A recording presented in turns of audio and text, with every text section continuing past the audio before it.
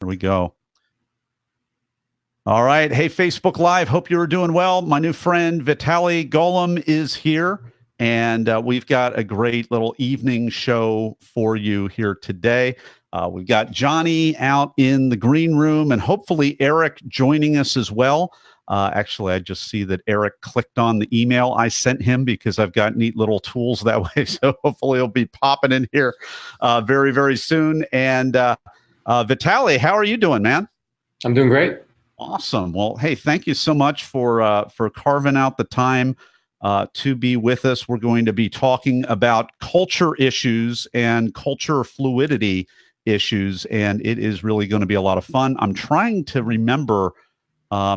I don't think it was a TED Talk, but I saw a different presentation where it was the overt cultures versus the more implicit cultures, and there was a range of that. It was some kind of training or some kind of presentation I was in, and that was the first I was aware of that. So we'll talk about that a little bit in the actual interview, but really, really valuable stuff. I can't wait. Any questions for me, Vitaly, before we jump on the actual podcast?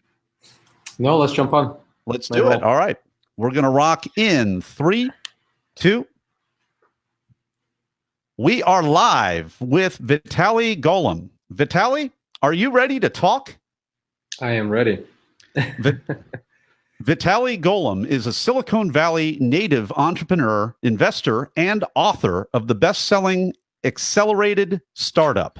He is a sought-after keynote speaker, advisor, and board member, as well as investment banker. He was a partner in HG Tech Ventures, as well as he's the founder of GS Capital. Vitaly Golomb, welcome to the talk. Thanks for having me. And that was HP Tech Ventures. Or Hewlett Packard. HP, yeah. Right. Hewlett Packard Tech Ventures. My word. Thanks for the correction. That was a last minute little edit right there. HP Tech Ventures. Now, Vitaly, your talk is called Time to Be More Culturally Fluid. And man, great talk. You talk about cultural understanding, how we need it in today's world, how it's formed, how we have, different identities, the refugee situation in the world, high context cultures, low context cultures, which we might talk about in a little bit. But I want you to take us behind the talk.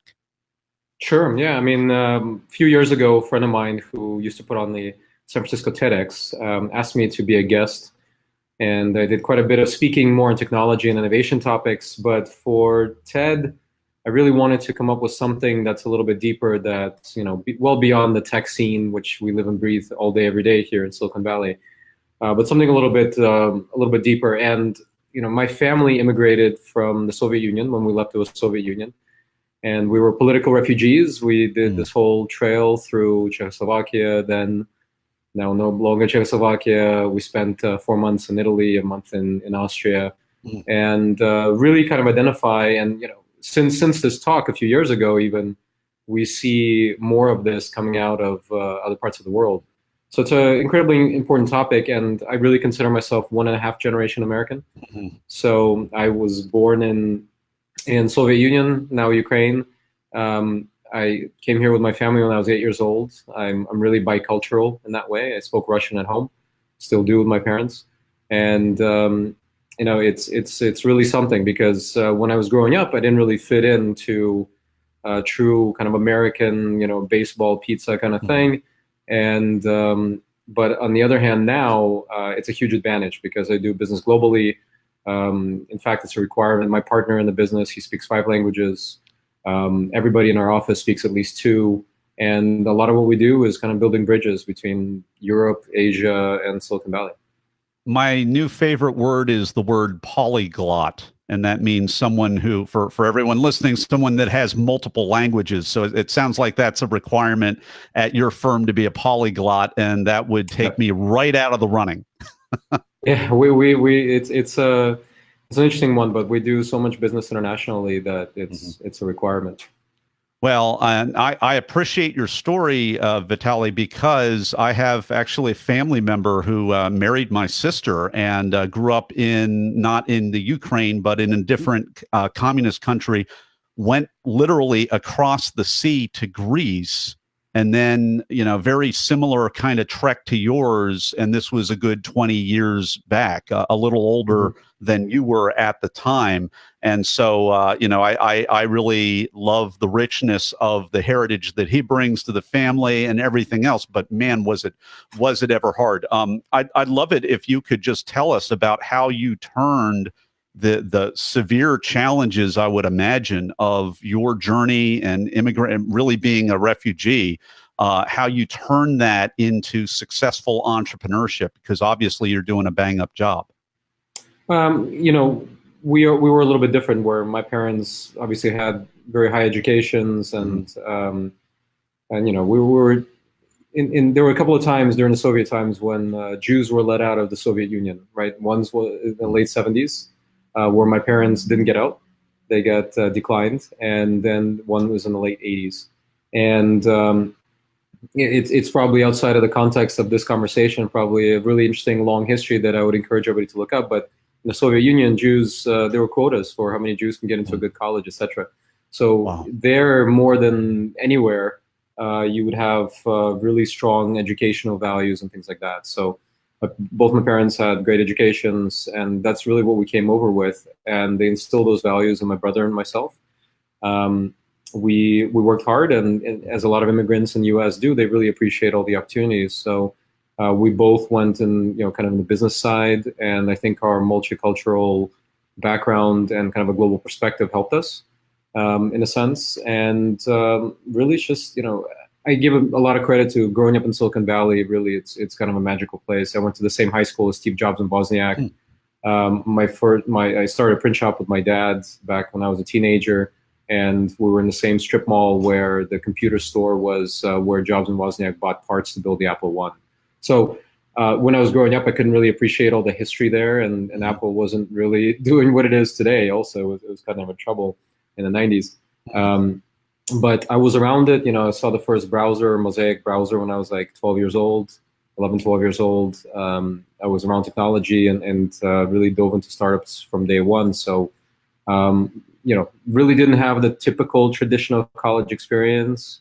I worked through it, worked in .coms, ran departments in .coms when I was like 18, 19, 20 years old. Oh, wow. And then started my own company. So that's really my history. So I missed out on some things, but I'm not yet 40, but I've lived a couple of lifetimes in this ecosystem here and seen 3 different technology waves.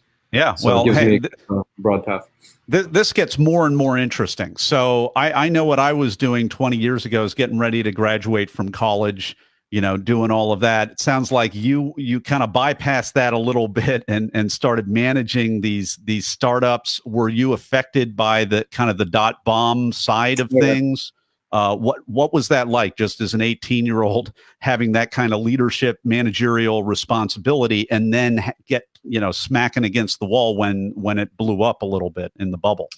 Well, I did finish college because my mom wouldn't let me not do that. But I didn't drop out like many did. I did it in parallel. What happened is, let's see, .com bust, I was around 21 or so.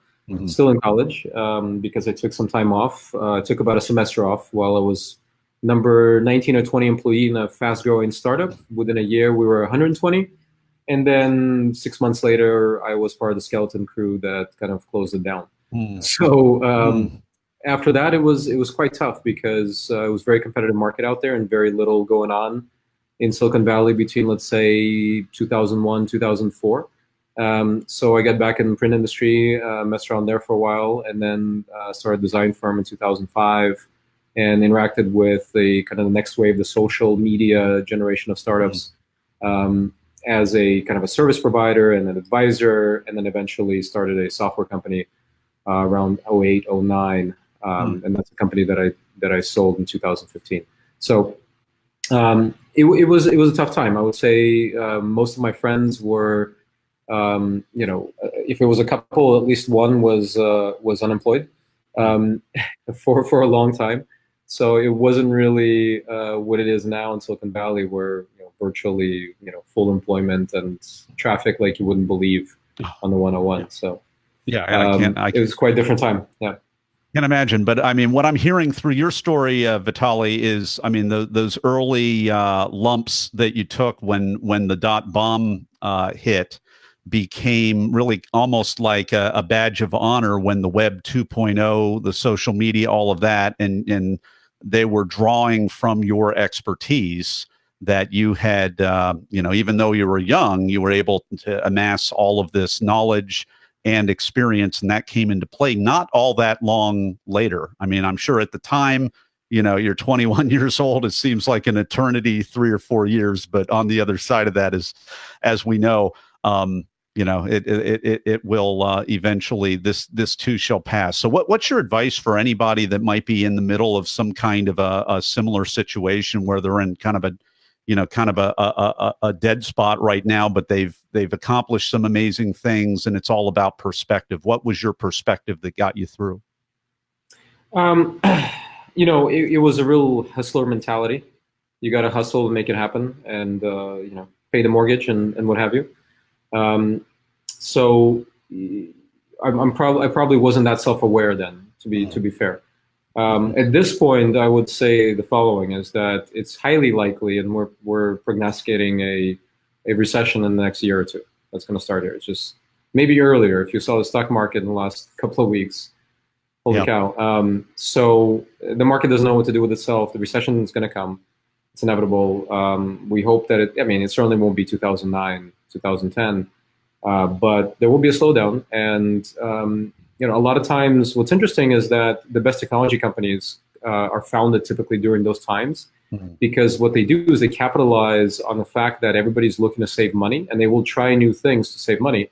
Yeah. And startups, by definition, are technology. They're companies that couldn't exist a year before that because technology wasn't available. But they're using technology as leverage to make something 10 times faster, better, cheaper, or a whole new possibility to be created. So my advice would be to look for inefficiencies. If you're starting a company during the downtimes, yes, some things are going to be much more difficult, like raising capital. But on the other hand, you're going to be spending less because all your employees will be cheaper and everything else. So it'll be easier from that perspective. It would be the only game in town if you're able to raise money. And you need to focus on creating efficiencies. And that's how you're going to win during that downturn. It's coming. It's got to be coming. These things don't last forever. Yeah, well, and it's been the economy's been pretty much burning up for a couple of years now. So we have been enjoying this conversation. It's kind of taken some interesting, fun turns. I wanted to kind of camp out here on Vitaly's experience, and we've been talking to Vitaly Golomb. His talk is called "Time to Be More Culturally Fluid," and I'll tell you in a few minutes where you can go to watch that talk, but we're going to actually pivot over to you, Talk Universe, in the Blitz round in just a moment. And we're back with Vitaly Golomb. It is time for the Blitz round. I'm going to ask Vitaly a series of either-or questions related to the preparation and performance, what he can remember of his talk, which is called "Time to Be More Culturally Fluid." Are you ready? I think so. It's about 3 years ago, but let's try it. Yeah, not a test. It's just the Blitz round. So easy first one. Were you invited to speak or did you apply? I was invited. Because this was TEDx San Francisco, correct? That's right. Yeah. Yeah. So I would imagine that something like that might be invitation only. In terms of your preparation, Vitaly, were you a memorizer, an improviser, or a blender? That's a tricky one. I'm usually an improviser, but for that one, I was forced to be a little bit of a memorizer. How did that serve you? It was tough. It was very tough. My brain doesn't work that way. I usually do hour-long talks off of slides, and they're always different. So what's a tip, tool, or technique that helped you prepare? Wow. To memorize... It's I'm probably the wrongest person to ask because I struggled with it. Since I was a kid, I couldn't do the memorization. I have to come up with it on the run. Well, do you remember what you did to get through? I mean, that's not your preferred style. You adapted to the style. What did you do? How did you actually get through it? Just drilling, drilling, practice, Okay. practice endlessly. Okay. Well, this is the cut for time question. Do you remember what the most painful part of your talk was that perhaps you didn't even get to talk about due to time?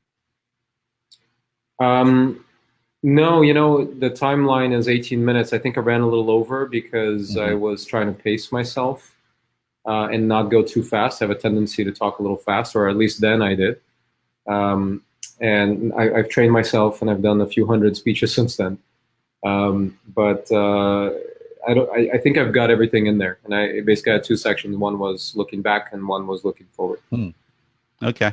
And last question. What was the most unexpected, strange, or just plain weird thing that might have happened during or right before your talk? Oh, TEDx has the letters on the stage, and they glued TEDx San Francisco letters onto this backdrop, and the letters started falling off at some point. Oh, wow. It's like a Hollywood earthquake or something. The letters started tumbling down. Yeah, exactly. I love that question because I always get something different and a little wild with that. Yeah. So we've been enjoying this very quick blitz round with Vitaly Golomb. His talk is called Time to Be More Culturally Fluid. You can check out that talk at our website and our show notes page, BeTheTalk.com. We'll have a link right there. And you can go and find out more about Vitaly at his website. It's golomb.net, GOLOMB.net. You can tell he is in the tech industry because he's got his own last name domain, which is pretty cool. We're going to be back in just a moment with Vitaly Golomb and his final word of advice to you, Talk Universe. And we're back with Vitaly Golomb. It's time for the final word of advice. Final word of advice is, really think about where if you're an entrepreneur, if you're a speaker, if you're anybody that's building their own brand or their own business, think about what you want to invest in, what you want to work on long term. Take the time to really think about it, to do the research, and really understand where the market is going, where the world is going, and if what you're trying to do has a place in the future. A lot of people, it's kind of the opposite of follow your passion advice, because your passion might be dead wrong and it might have no place in the future. Follow where the market is going, do what you're good at, listen to the world, what the universe is trying to tell you, and be successful in that way. Hey, great advice, Vitaly Golomb. Thank you so much for being on the talk today and sharing your wisdom with Talk Universe. Thank you very much. All right, that's a wrap. Thank you so very much. Thanks. So let me know when it's out, and I'll post it on my media as well. Yeah, well, and the broadcast is live right now, so you can share it off of my personal profile. Okay. And the podcast is going to go live in about 4 weeks or less. So we'll let you know when that happens. Vitaly, thank you so much, my friend. Thank you very much. Have a great Take care. Bye. All right. Well, I am going to escort myself over to the green room, and we'll see.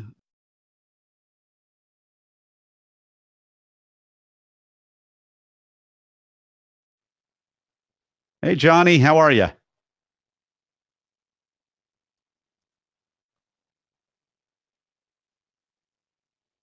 Johnny, are you there?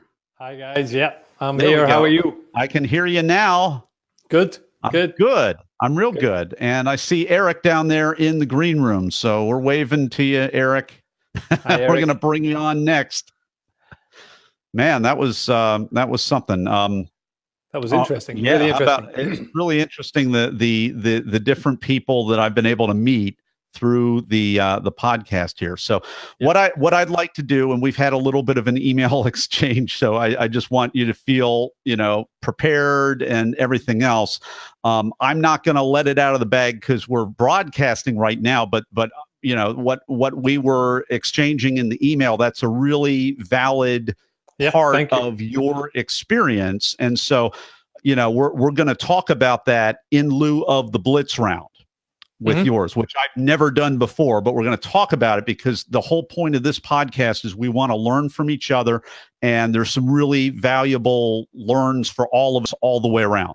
And I'm gonna, I'm just gonna do the best I can to facilitate that. And it was interesting, and there's a lot for all of us to learn, especially if you are an organizer and you organize at TEDx and you're watching this. This is a really good thing because we're all going to learn, and we want to. If you're helping with a team, or if you're organizing yourself, I think there are some things that we can learn from John's experience so that we can kind of do best practices and keep everybody really well informed. So I'm going to just facilitate that. The thing that I'm also really excited about with John here is that he is a presentation expert and a slides and visual design expert, which I have, believe it or not, I've never talked to anybody about visual design on this whole program, and it's a huge part of what we're doing. So we're going to start with that. I'm going to hit the little name button right there so that looks a little bit better. I forgot to do that with Vitaly, and we're going to get started here in a moment. I'm going to practice your bio first before I forget all about that. Life After Death by PowerPoint is the talk, which is a great talk. Raised and educated in Ireland, John Quinn arrived in the United Arab Emirates, UAE, in 1996, determined to make the difference between presentations that fall flat and seal the deal, I have a couple of interesting little characters that showed up in there that caused a weird inflection in my voice, which is why I practiced this ahead of time, even though we're broadcasting on Facebook Live. All right, I'm going to say that sentence again. Determined to make the difference between presentations that fall flat and the ones that seal the deal. Since then, he's provided awesome presentations to over 500 clients. And your website is audiencealive.com. I need my glasses. You're like, help him, God, help him get through I've got a I've got an Excel power thing, and I've got it like 8-point font, and I need to have my glasses on. And it's late in the day. The sun went down. There's a full moon out here. And this is going to be fun. So any questions for me, Johnny, before I sounds good. I go back we're going to work your bio there. We're going to work on that. Yep, sounds good. We're going to have fun. This is going to be a lot of fun. All right, we are live in 3, 2. We are live with John Quinn. John, are you ready to talk? I'm Irish. I was born ready to talk. Raised and educated in Ireland, John Quinn arrived in the UAE, United Arab Emirates, in 1996. He was determined to make the difference between presentations that fall flat and the ones that seal the deal. Since then, he's provided awesome presentations to over 500 clients. John Quinn, welcome to the talk. Great to be here. Your talk is called Life After Death by PowerPoint. And great title.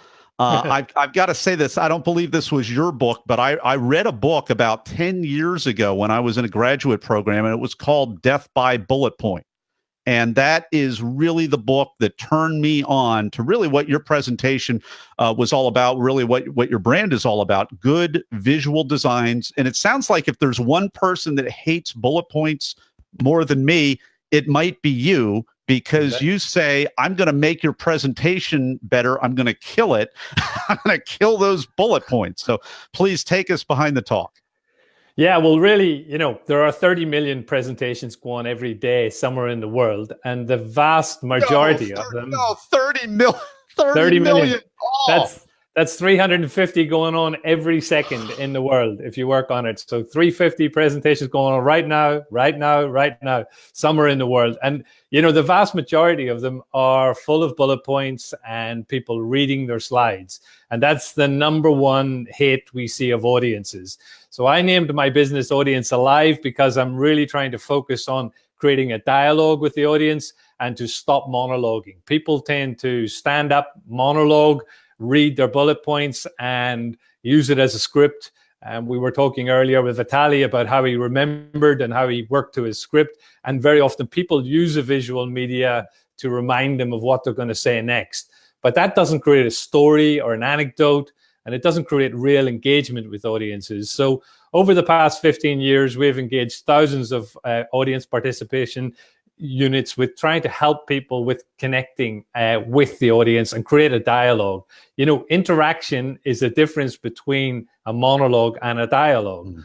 So if we can create that dialogue using maybe an app or technology tools such as voting systems, such as Catchbox, the throwable microphone, we're creating a whole a story and we're creating an engagement. And that's really what we're trying to do.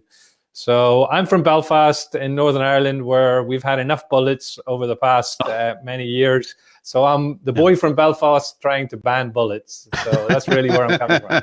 Yeah, even the rubber kind. I mean, it really what we're talking about here, John, I mean, it's a crutch. So, I mean, this podcast is focused on branded talks, the short form, idea-centric talks, TEDx being the big gorilla in the room.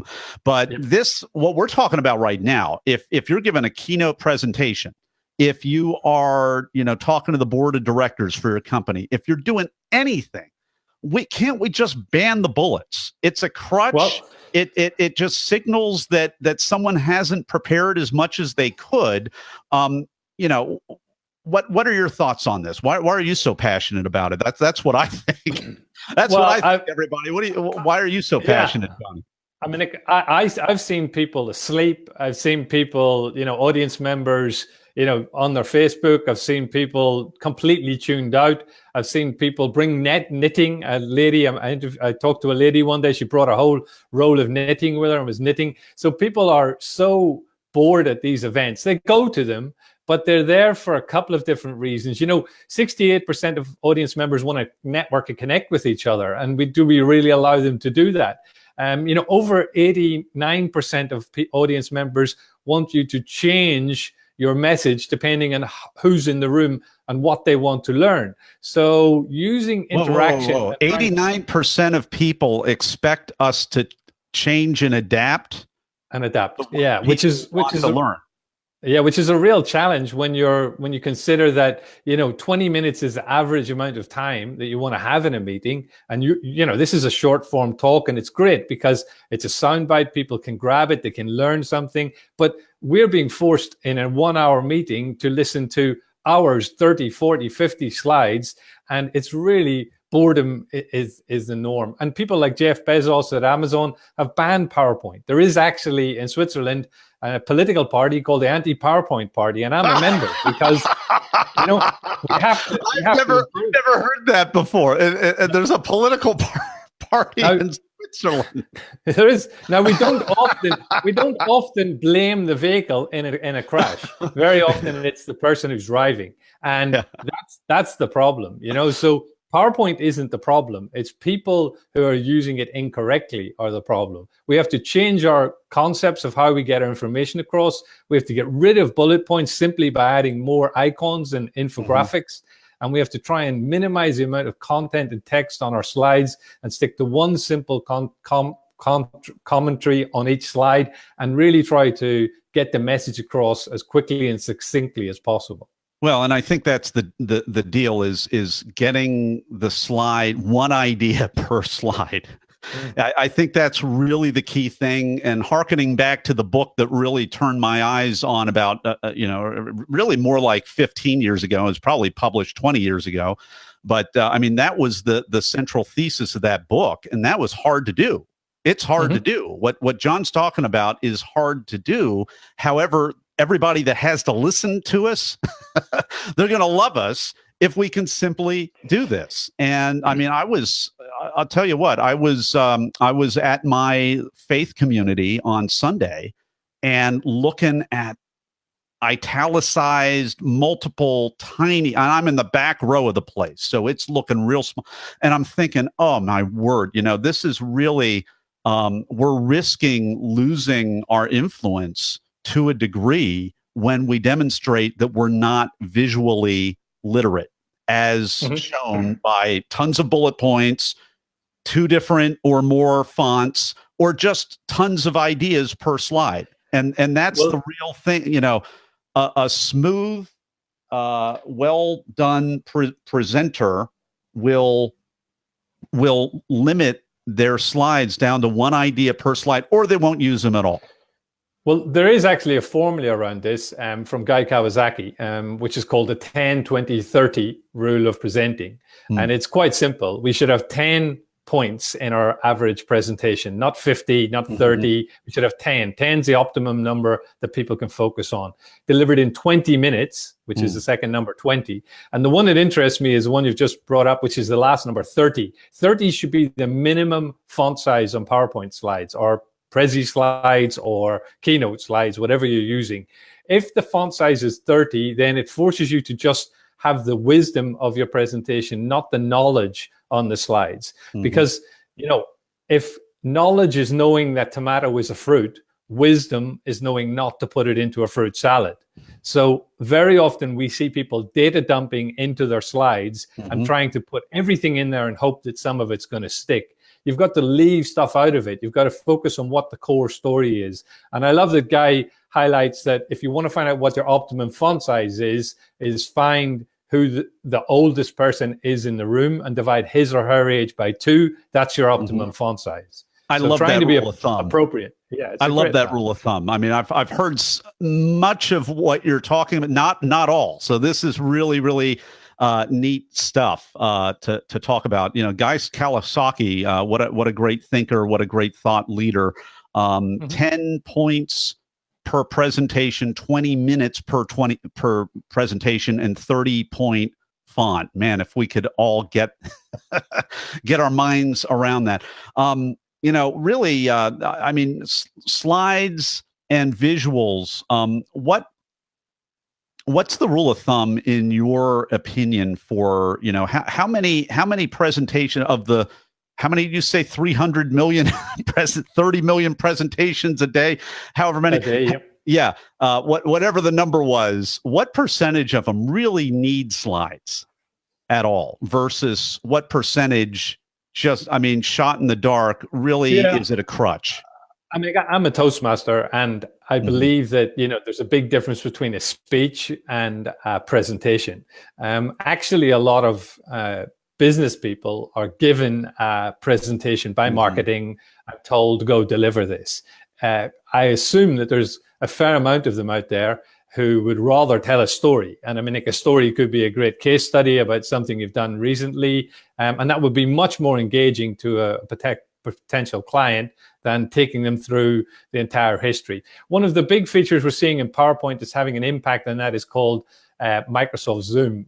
Zoom for PowerPoint. And it's built into PowerPoint Office 365 section Zoom. So you, instead of taking everyone linearly through your presentation, you section it up, and you can still have your 60 slides, but you only present the sections that are applicable to the audience or what people are interested in. And that has a big impact because, again, it forms a dialogue with the audience, and you can move through it interactively. That's actually news to me. Where have I been sleeping for the last couple of years that I was not aware of that new PowerPoint feature? I guess I'm not giving enough presentations. Well, when did you last learn PowerPoint? People don't go and study it. People learned it at college. They're still using the same techniques that they used, during their dissertation. So it's a case of trying to, upskill and learn. So we do a fair amount of training and trying to upskill CEOs and different levels of people to use it better. Great. Well, we've been enjoying this conversation with John Quinn. His talk is called Life After Death by PowerPoint. And we're going to enjoy another part of this conversation that is going to be very unique to Be The Talk in just a moment. We'll be right back. And we're back with John Quinn. His talk is called Life After Death by PowerPoint. Before we go any further, death by PowerPoint. I know I think I alluded to this, but there was an American general, I think, a few years ago that also banned bullet points or maybe PowerPoint as well. And he called it death by bullet point or death by PowerPoint. Was that part of the double entendre, or is that just a sentiment? It was a catalyst for it. Okay. Death by PowerPoint is a common term amongst business people. Sitting in a room, listening to somebody drone on, reading their slides. Actually, you end up reading the whole slide before them, tuning out, and then checking out your Facebook under the table, which I'm not doing at the moment. But that's the sort of, as presenters, we don't want to see the tops of people's heads. We want to see their eyes. We talk about lean forward presentations. We talk about people leaning forward and being engaged and not sitting back in boredom. So body language, reading your audience and trying to get people to lean forward. One of the great advisors on this is Nancy Duarte. She's just published a book called Resonate, which is a great resource. And she's discovered the sort of formulas around great presentations and how to put it together. So I advise any of your listeners and watchers to have a look at that. It's really worthwhile having a look at. Yeah, and is that the book? I've been hearing people kind of parrot or talk about the similarities between the I Have a Dream speech and the Steve Jobs presentation. So she's the original thought leader to make the connections between that in this. Her and her husband have charted it. They've actually managed to find the kind of formula around the best kind of presentation structure.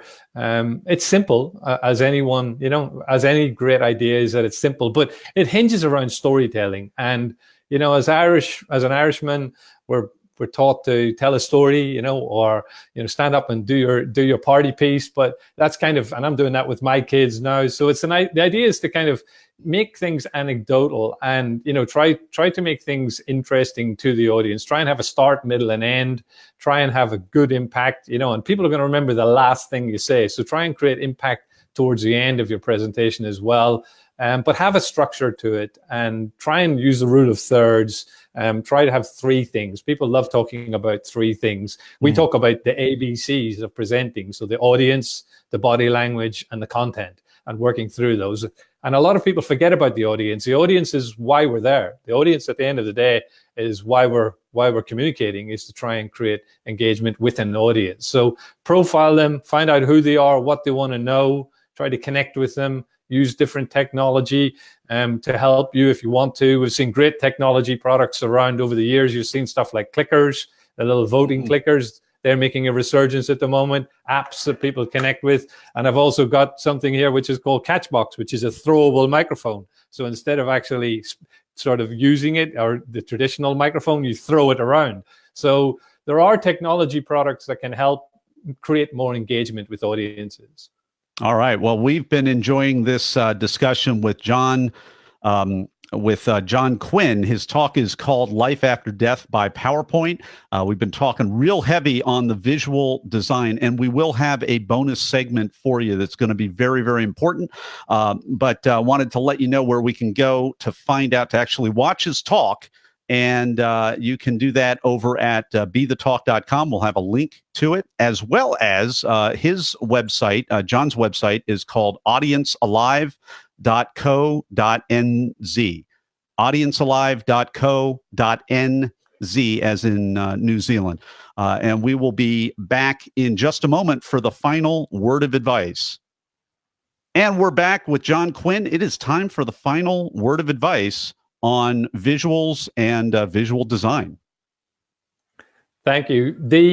In terms of delivering a really impactful visual, the simplest thing that you can do is to remove the round black and white dot, which is called a bullet point, remove it and replace it with an icon. And I know that seems really stupidly simple, but if you do that, and there's a whole suite of icons now in PowerPoint and also in Keynote that you can now put in. If you replace the bullet point with an icon, it will stop looking like PowerPoint, and you will break the monotony and break the flow of people. In terms of getting your message across, please try to tell a story. If more presenters tried to tell a story and told stories, then that naturally connects with our campfire mentality and sitting around listening, and you'll notice the audience will lean forward and get more engaged. But most importantly, know what you're talking about, have passion, and get out there and tell your message. Hey, John Quinn, thank you so much for coming on the talk today and sharing your wisdom with Talk Universe. Thank you. It's been a pleasure. All right, now we're going to do this as a bonus session. Yep, good.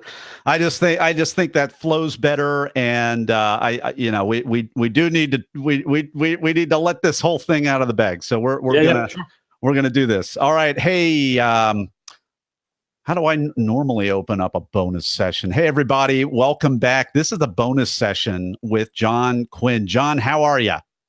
I'm very good, thank you. Great to be here. It's just seconds after the last segment of the main visual design part of the podcast.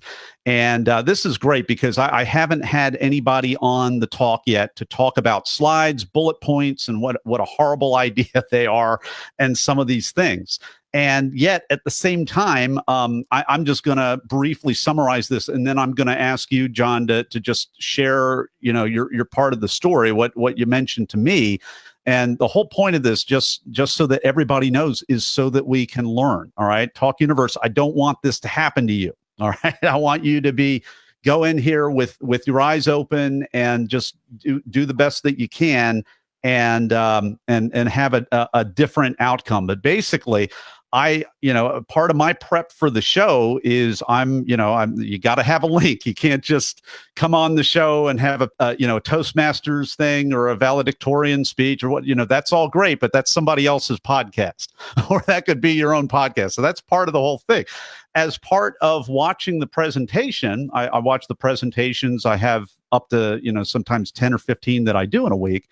And it was just interesting because Johnny's presentation, I'll just tell you, Johnny's presentation, very, very, very interactive. And I wonder if that's part of the whole thing here. But basically, long and short of it was that it's not on the official TEDx YouTube channel. And so I looked, and then I did my own Google search, and I didn't find it, but I found it over here at a different site. And so I'm like, what's up with this? This looks like a real, TEDx talk, and yet it's not up there. And so this, John is actually the first guest that I've had. He may probably be the only guest that I have that, did the talk for whatever reason was not accepted. So at this point, cat's out of the bag. I want to pivot it over to John, because I want to hear, give him an opportunity to just share, the story.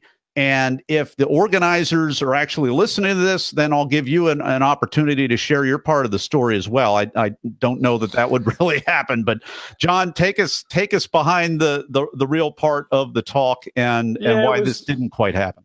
It was around 2012, and it was a university in Dubai who ran a TEDx event, and it was the third year of doing it. So, look, it's news to me. I'm really pleased that you've highlighted it to me. I'm going to do a bit more research around the subject, but yeah, the presentation, my presentation specifically, relied heavily on kind of audience engagement. There was a bit of, everybody was voting in the room. It was a probably completely obtuse format. Normally it's the 18 minutes and, deliver a story with minimal visuals. Again, people don't use a lot of visuals, but my presentation, because I'm talking about visuals, was visual centric and was audience centric. And I don't know whether it stepped outside the actual remit of what is an acceptable TED Talk. We are working down here in Queenstown. Just expanded the boundaries a whole lot, like a few orbits. It is highly engaging. It's highly interactive. You're going to have to watch it. Fortunately, you can watch it. Fortunately, there was that copy in there, and I'll add a little bit of commentary in case you're a little confused on this. Back to you, John. Well, I'm hoping I'm ahead of the curve and not behind the curve. There is a play in London at the moment that you can go along and watch, and you can actually design the play as you're going along. And that's the type of presentation I want to go to. Yeah. So I want to go to a presentation. if you've heard of PowerPointed, or there's other formats like Pecha Kucha, or there's a couple of other ones. PowerPoint Karaoke is a great improv night. So PowerPoint is kind of an urban kind of thing. And if we could now design presentations which are way more interactive, that's the sort of thing I'm interested in. So I don't know if that had a cause, but I will review and sort of find out more, investigate. I'm very keen to find out more why I'm not right up there on the TEDx channel. So thank you for highlighting it. Yeah, and I mean, this is here's the other piece that I want to speak to. And again, if they're the organizers or the former organizers who I'm imagining were students, that may factor in, and you'll get your opportunity to share what really happened. But I'm just going to be a little bit candid about. I mean, I used to serve in a leadership capacity at a TEDx organization, so I feel like I can say a couple of things. Frankly, if you've got people, if you're an organizer, if you're in that responsibility, you've got to. You really have an obligation to everybody that speaks. Whether their talk is accepted or whether for whatever reason it's not, just to be really candid with all the people that spend all the time preparing. And another great thing to do is, if in doubt, take a look at this book, which is Chris Anderson's book, TED Talks. And this is, I refer to it with respect to all kinds of different religions, but this is almost like the Bible of TED, because it talks about the values and why this is different than a Toastmaster or different than just a personal story or anything like that. You can't go wrong with the values on that. So if you are an organizer right now, really a good requirement is to have your presenters read that book and to kind of have a finger on the pulse of what's going on in the presentations as they're being submitted and delivered and refined. You really owe that. And I actually was the one.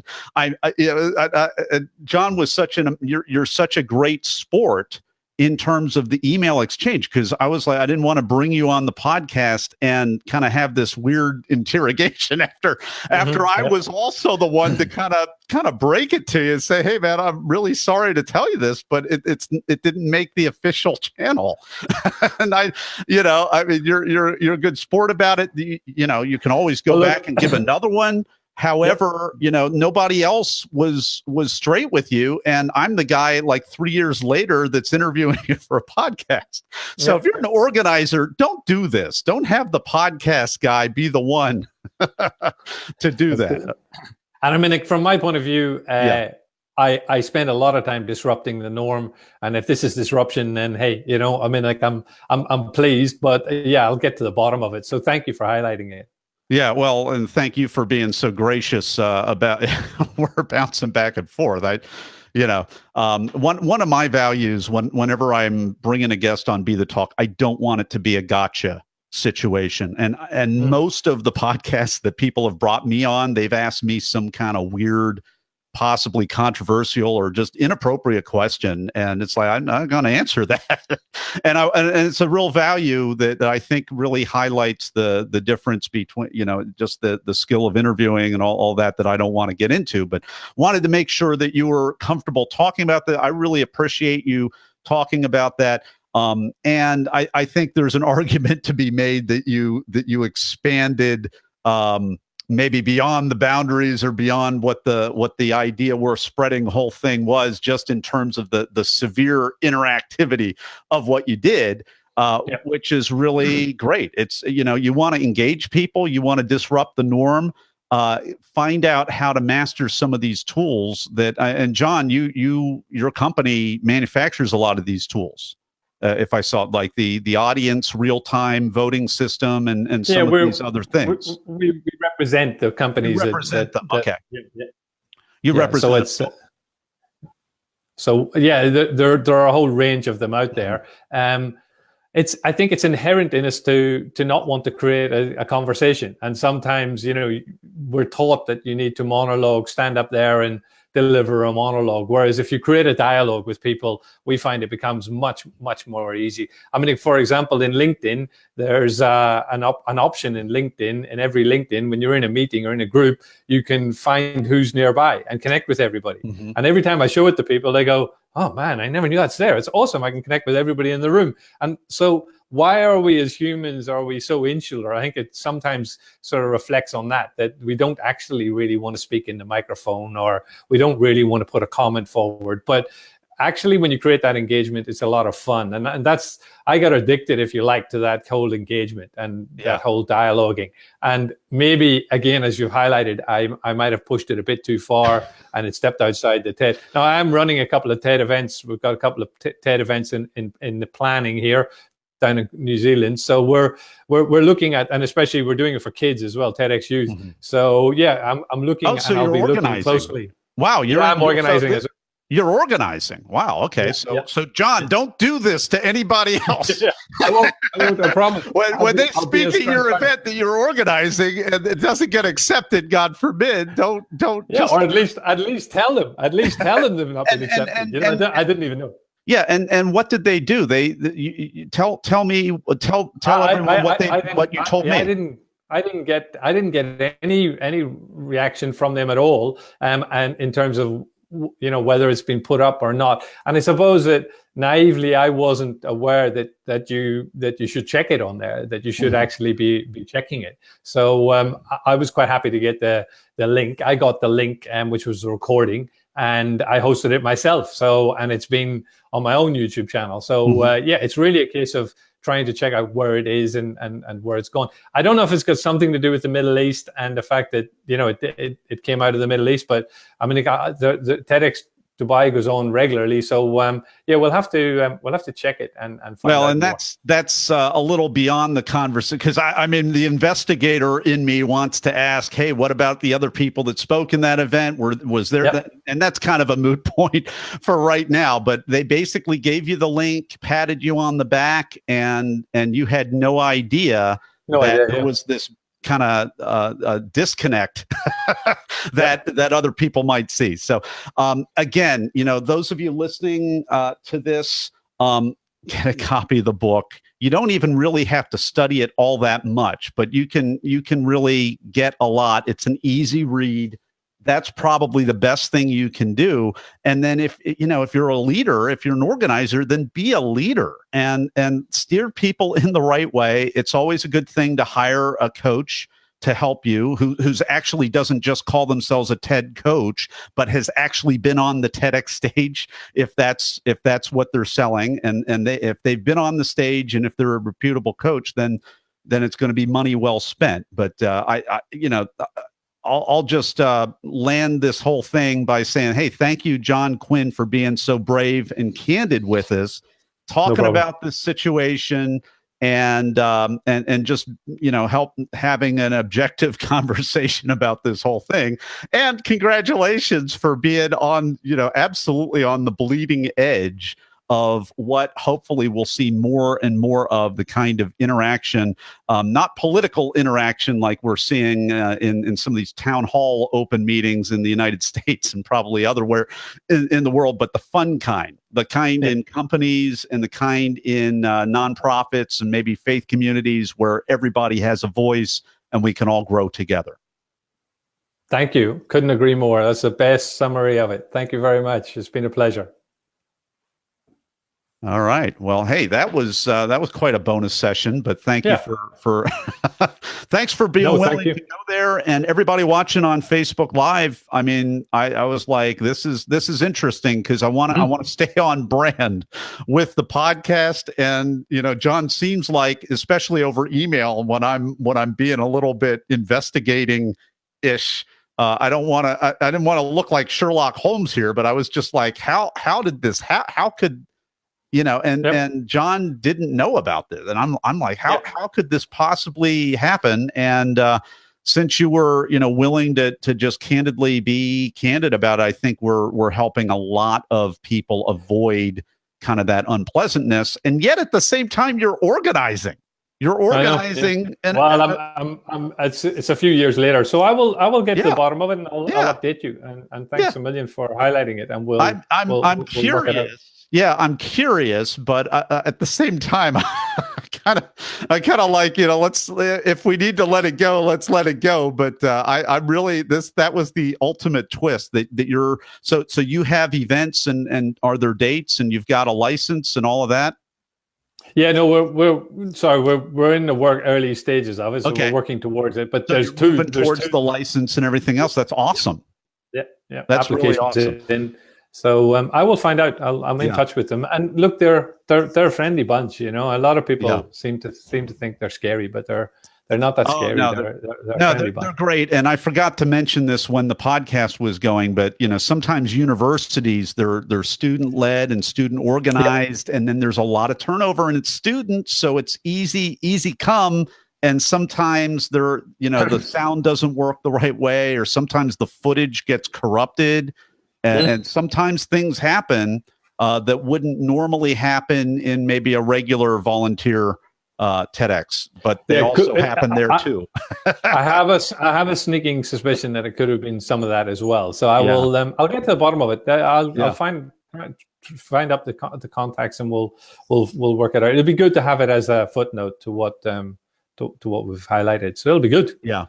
Well, inquiring minds want to know. Yeah, exactly. Well, thank you for your time today. It's been great. John, thanks so much. Thanks for having me on. Yeah, you're welcome, my friend. Thank you very much. All right. So Eric, take care. I am going to bring Eric up from the green room here. Eric, there is a black box. Oh, he jumps on just in time. I'm like, I'm gonna see if Eric's around or not. You had the disabled video. How are you doing, sir? Oh, okay. How's the angle of the camera? Angle's fine. Angle's fine, and I'm hearing you now, and I think there might be a little bit of a time disconnect. Yeah. I'm hearing you in sync. I'm hearing you with about a 4-second delay. How about if I disconnect and try to connect? Try it again. Yeah. Let's try it again. All right, everybody on Facebook Live. There's always little fun tech things that we have happening. Man, what a great interview! I was really with John right there. I was not completely at ease about the potential of where that could go, and man, what a great guy. So appreciate it. We're bringing Eric back. How's that? It's good. How's that? It's good. Yeah. No more disconnect. How am I looking? Okay. All right. Good. You're looking fine. All right. Well, great. Let's jump into the bio here. Wasn't that an interesting tale that John had for us? Yeah. You catch that in the bonus session? I did. He was cool about it, and you sort of made it a big deal that his episode wasn't on the YouTube. Well, but it's and we're broadcasting right now, so for everybody to know, I mean, there's a real risk of going way off brand on the podcast right now, and it's not so much about going off brand on the podcast, but everybody wants to talk about their graduation speech or their valediction or whatever, and so I wanted to really try to put some guardrails on that a little bit. So hopefully we'll see how that all goes as well. And part of the thing is, to put all of that time and effort into, your talk, my talk, all the talks that are going on, and then not even realize that it, didn't go on the official channel. That was something worth talking about as well. Kind of I wouldn't be too happy piece. About that. Yeah. So I mean, what a sport, and then to find out that he's actually organizing here. Is it Trules? Trolls? Yeah, that's good. Trules. Okay, Trules better. Eric, some people just call me Trules. Trules. Okay. So there's the bio I have. Eric Trules recently retired from USC's School of Dramatic Arts, where he was a faculty member for 31 years. He has been a professional modern dancer, poet, solo performer, documentary filmmaker, Huffington Post blogger, Fulbright scholar, and professional clown. And it is Eric Trules, Trules.com. Yep. Like rules. I have Rules, a blog called Trules Rules. Oh, I see that. Travels with Trules. That's a different one. That's a podcast. That's a podcast. You got it all. I have a lot of stuff. I've been doing it 50 years. Awesome. Who are you? What's your passion? What's your contribution to the universe? And that's the question you asked. The talk is called The Train of Opportunity. So we're going to have fun with this. Any questions for me before I hit the button? No, cool. All right, Eric. All right, we are live in 3, 2. We are live with Eric Trules. Eric, are you ready to talk? I'm ready, man. Eric Trules recently retired from USC's School of Dramatic Arts, where he was a faculty member for 31 years. Eric has been a professional modern dancer, poet, solo performer, documentary filmmaker, Huffington Post blogger, Fulbright scholar, and professional clown. I love that at the end, professional clown. Sometimes I put in most proudly, professional clown. Most proudly. Well, Eric, welcome to the talk. Thank you for having me. Your talk is called The Train of Opportunity, and you asked the question in the talk, who are you, what's your passion, and what's your contribution to the universe? This is one of these great biographical type talks. You take us all over the place. Please, Eric, take us behind the talk. It was a pleasure to do. I had wanted to do a TED Talk. So this was a collaboration between the Fulbright Association, of which I'm a member, and I've been a Fulbright scholar a few times, and TEDx. So the Fulbright got the license, and they put together a great conference at the Broad Stage here in Santa Monica in the Los Angeles area. It's a beautiful performance venue. It's been graced by all kinds of wonderful people. It's newish, so probably 10 years old. Mm-hmm. So I was really happy to be presenting at the Broad. There were some good speakers, all of whom had been Fulbright scholars, and I didn't know quite what to speak about because I've done so many different things. But I put it in everything in sort of the context that life is what happened. Well, I've been waiting for my plans to work out, which is exactly what John Lennon is attributed to having said. But I actually think he heard it from a little old lady in Liverpool. Life is what happens while you're waiting for your plans to work out. So turned out my life was a series of saying yes to opportunities. So when I was teaching at USC, not right at the beginning, but maybe halfway through those 31 years, I thought that teaching about life and growing up and values and being an artist was equally as important as the actual subjects which I taught, which were connected in a way because everything I teach is about self-expression and creativity. I was teaching a course in improvisation and another on solo performance telling, autobiographical storytelling. It was called Solo Performance. So I'm a long time storyteller and solo performer, but first time TED talker. Mm-hmm. So it was different in preparing for it and thinking about the audience and TED's expectations. But I put it all in this container of train of opportunity, meaning that this metaphorical train stops by your station every day of your life, if not once, maybe many times. And your job, if you're brave and smart and risky enough, is to jump on it, to say yes to the opportunities. Because if you don't, it might not stop at your station again.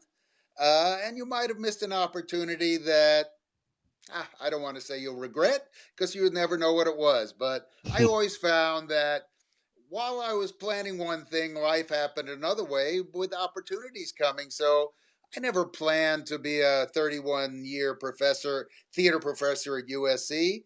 I never planned to become a professional clown, to found and direct New York City's resident clown troupe. I never planned to bump into a woman 31 years my junior who didn't speak my language in Bali, Indonesia, and marry her 3 years later.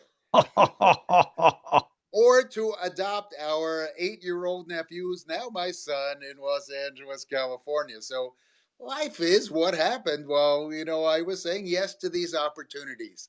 And, I see a lot of people on your show talking about presentations and sales, and that was never my thing. I was always an artist, but being a performer and an artist and a writer and a storyteller, that's what everyone talks about these days, is the power of story in presentation and in business. And, I've gotten a lot of people to tell their stories, along with kicking my own ass out to tell a story as well. So, Eric, I mean, you rightly mentioned that that's, the storytelling, that's one of the few things that artificial intelligence can't replicate very well. So do you feel vindicated at the end of, or at this stage of your career? I mean, the 31 years of teaching, you've retired, but does that kind of vindicate your philosophy these last several decades?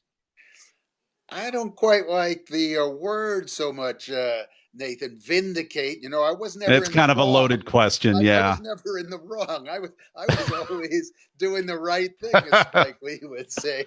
That's even better. Yes, and That's it just took the taking it world a beyond. That's wonderful. while to, I don't know, catch up, recognize that stories have always been essential to what makes us human, and they've gone on since the beginning of mankind.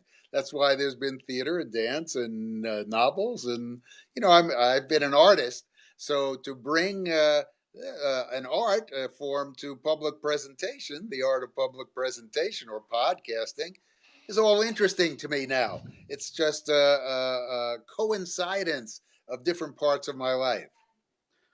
All right, so let's talk about the clown troupe. Are there any, relevant clown techniques that would be of interest and helpful to people preparing for their TEDx talk? Yes. In fact, the first thing I did, if you remember, looking at my talk, I tripped onto stage. Mm-hmm. People actually thought I tripped, but being a seasoned tripper, I did an artificial practice trip onto the microphone podium. And then my first line was, "I used to be a clown." And of course, it got a laugh because the trip looked like a clown trip. Uh, so I didn't plan to become a clown, and before that, I didn't plan to become a modern dancer. But I was all bottled up in my head, like a lot of people were, pre-med and good student.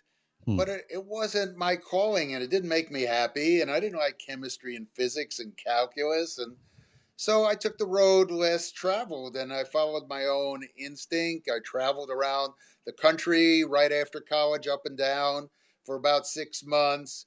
And I became a modern dancer and then a clown.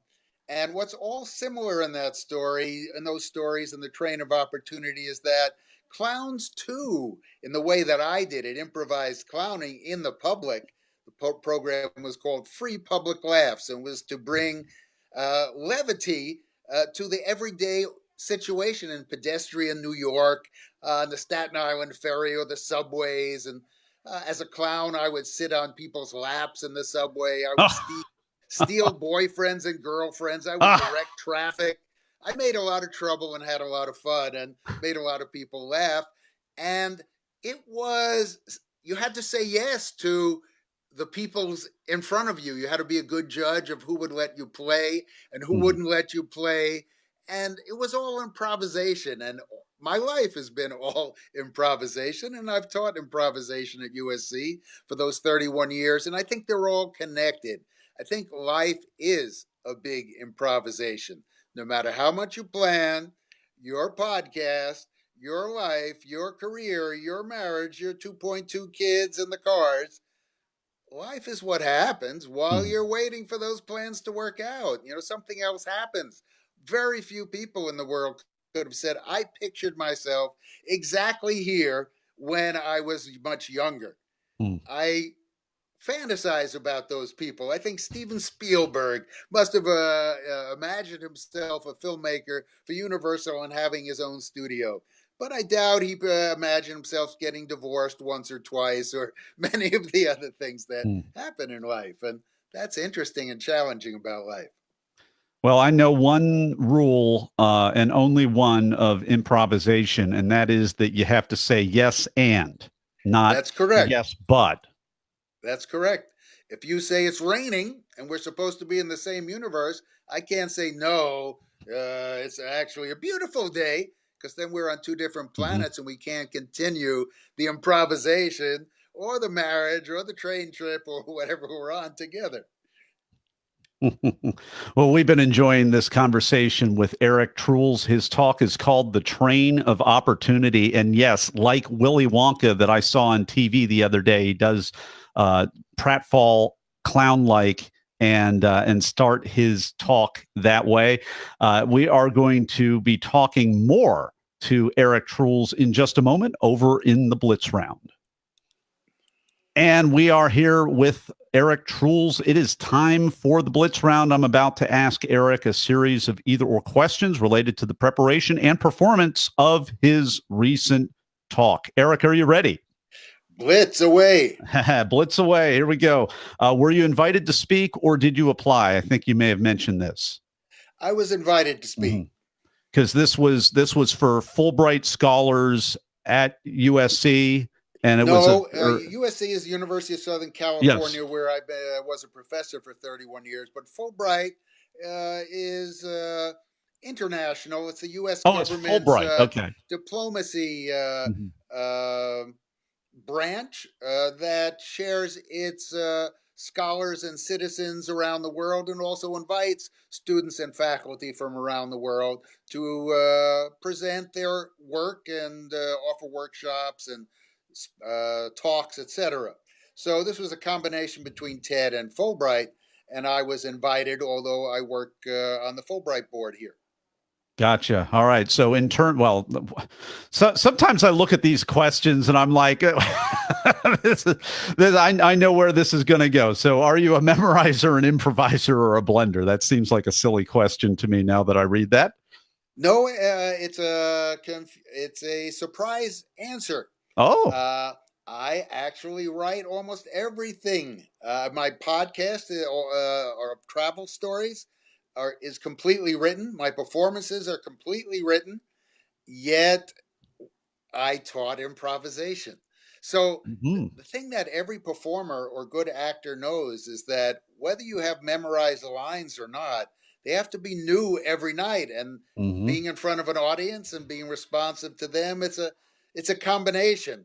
So although some stand-up comedy is carefully written, some things are improvised, but the trick about scripted material is that you're supposed to make it seem new, alive, and fresh every time. Yeah, absolutely. So along those lines, is there a tip, tool, or technique that helped you? I want to give a shout out to John Bates, who was the coach hired by TEDx Fulbright. And he sort of threw out my first talk. Not all the material, but he really taught me what they were after and to pay more attention to the audience. And we worked very well collaboratively. It was very challenging for me because I'm a seasoned performer, do everything my way. But I try to stay open, and I really learned a new performance and presentation technique thanks to John Bates. Yeah, well, I'd love to have you speak to that for a while. I mean, so you're coming off a 31-year professorship career, retirement, all of that. You're the performer, you're the improviser, you're the public presenter. And yet there's this TED format that you kind of, they have big letters on there. Yeah, it's only 18 minutes or so. But then you found out there are more specifics. So what did you have to do to kind of maybe set some of your experience or your, how you would normally do things? How were you able to be flexible enough to really embrace the TED format? Well, first, I'll give myself a little credit for being flexible and working with the coach that they hired. Mm-hmm. Even being an old dude who's seasoned and set in my ways. I wish I could look at the two talks. They were structured very differently. Mm. The goal seemed to be in the beginning not to be about me, but to be about the audience, to get them on your train, Mm-hmm. to tell them a little. I guess the formula was to tell them a very personal story, I think, in which I was vulnerable, and I'm sure that's a helpful technique, so that they can enter your world. And then you can start to give them your background and your journey. Uh, and it has to add up to something of value for the audience. What's your talk about? Mm. What do you have to offer? Why is it called the train of opportunity in my case? What value might a train of opportunity have for the listening audience? My style was more performative and external, I think, than a lot of the talks I've seen because I'm such a performer. Uh, but I still had to address the structure and the vulnerability and offering something up for the audience. It was a great challenge, and it took a lot of writing work and then a Mm-hmm. lot of memorizing and practice work. Yeah, it's pretty formidable for sure. My last question: what was the most unexpected, strange, or just plain weird thing that happened during or right before your talk? When I heard that question before, I had a good one, but now I can't remember it. So I'll have to You blocked it out of improvise your mind. You know what? You know what? I had a real nice bonus. Sir Ken Robinson, the most popular TED talk of all time, is the father of a USC student of mine, James Robinson, who took my class, says a bunch of times. He's funny and brilliant and redheaded, just like his father, Sir Ken. And I guess I asked James to invite his father, and his father gave a talk at this TEDx Fulbright conference.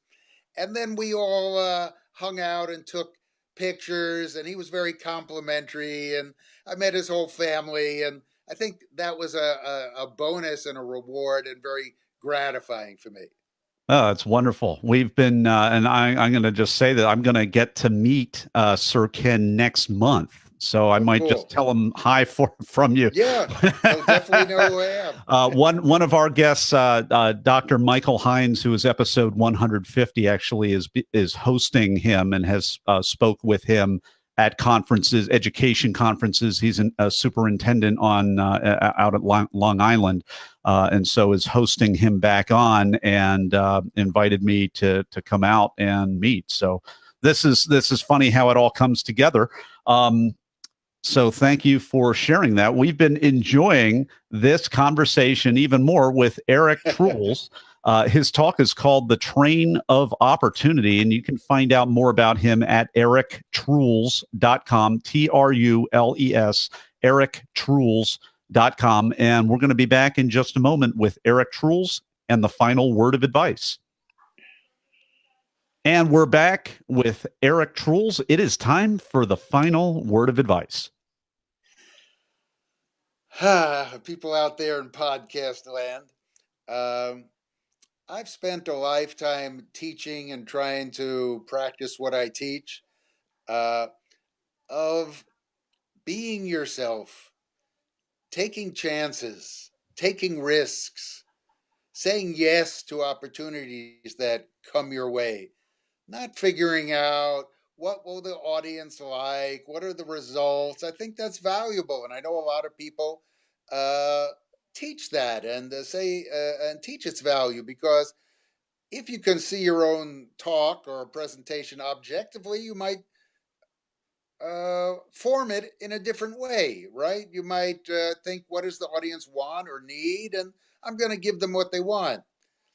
I also think simultaneously that audiences respond to genuineness and passion and recognize and take away a person's belief and passion. So if you are passionate and believe in what you do, and I believe in self-expression and creativity and individuality and being an artist in the world. So if an audience can see that, maybe they'll jump on their own train of opportunity one day or every day as a practice, as a discipline to find new things about themselves and go new places in life. That's not the safe, predictable way, but somehow down that road less taken. Well, Eric Trules, thank you so much for sharing your wisdom with Talk Universe today. Thank you. It was a pleasure. You're doing a good thing, Nathan. I appreciate that. Hey, all right. Well, hey, everybody out there in Facebook Live land, I forgot to mention this at the start of the broadcast. If you wiggle your finger over the share button like the creepy kid from The Shining, you're going to help Eric and Vitaly and John share their talks with the world. So you want to share so that we can expand the impact of these amazing talks. With that, we're going to say good night. Until next time, and we're going to go offline with Eric. Thanks, everybody.